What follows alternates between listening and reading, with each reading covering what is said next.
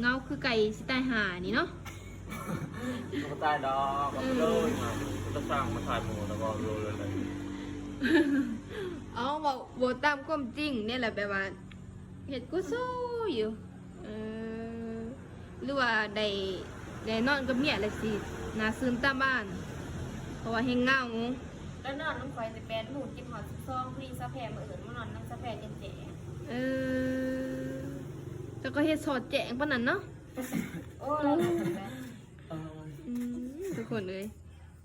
เบิ่งสวยกันเด้อบาสุกเพิ่นบ่มีแห้งแล้วนี่เบิ่งมื้ออื่นนี่เพิ่นสิเฮ็ดจังไดมื้ออื่นนี่